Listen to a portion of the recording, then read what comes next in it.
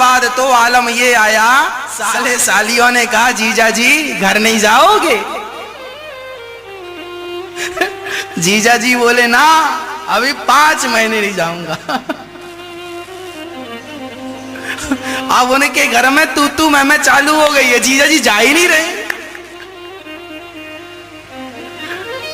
साला बोला न्यारे कर दो इनको, दे दो इनको।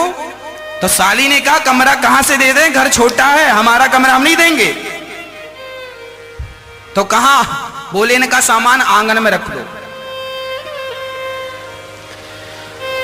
पत्नी को बड़ा बुरा लगे, पूरे दिन ससुराल के लोग उसकी बुराई करें, जीजा जी तो जा ही नहीं रहे हैं, घर जमाई बन के बैठे हैं और क्या क्या ना। और वो आदमी सुनता रहा सब, क्योंकि पिता ने कहा है 6 महीने गुजारना।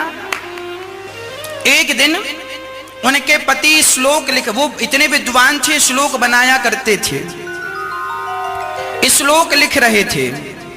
पत्नी ने कहा क्या कर रहे हो? बोले भाग्यवान श्लोक बना रहा हूं। अच्छा श्लोक बना रहे हैं, मत बनाओ, इन श्लोकों का कोई अर्थ नहीं है, इसकी कोई कीमत नहीं है।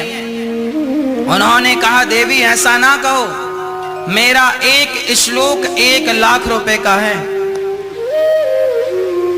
अच्छा विश्वास ना हो तो ले बेच कर आ जा। पत्नी बेचने गई, श्लोक बाजार लगी, सबने सामान रखा बेचने के लिए, इसने अपना भोजपत्र में श्लोक रखा। अब सब आए, पूछे ये क्या है? बोले श्लोक। बोले कीमत 1 लाख। सारा सामान बिक गया बाजार का, पर श्लोक का कोई ग्राहक नहीं आया। तभी राजा आया और राजा का नियम था, बाजार में जो सामान नहीं बिकता था उसे राजा खरीद लेता था। राजा ने कहा देवी ये क्या है? बोले श्लोक मेरे पति ने लिखा है। क्या कीमत है? बोले 1 लाख रुपए। अब राजा दंग रह गए, 1 लाख स्वर्ण मुद्राएं। पर राजा वचनबद्ध था कि जो सामान नहीं बिकेगा वो खरीदेगा, नहीं खरीदता तो राजा की थू-थू हो जाएगी समाज में। राजा ने खरीद लिया।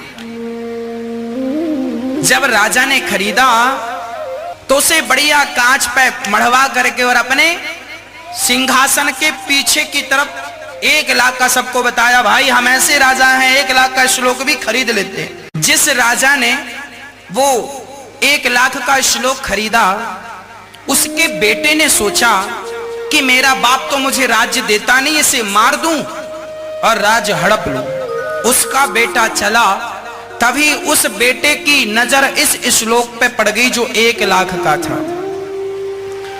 उस श्लोक में लिखा था सहसा विदिदिम तन क्रियाम अविवेक परमा पदाम पदम। कहने का तात्पर्य यह था, उस श्लोक का यह अर्थ था कि अपना धैर्य, अपना साहस, अपना पराक्रम कभी नहीं छोड़ना चाहिए। अपनी ईमानदारी, अपनी सहजता, अपनी सरलता कभी नहीं छोड़नी चाहिए।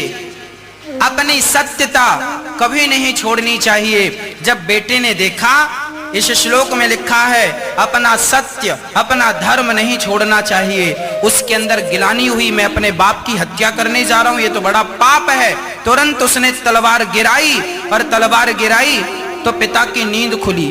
पिता ने आकर कहा बेटा ये तलवार आधी रात को लिए क्यों खड़े हो?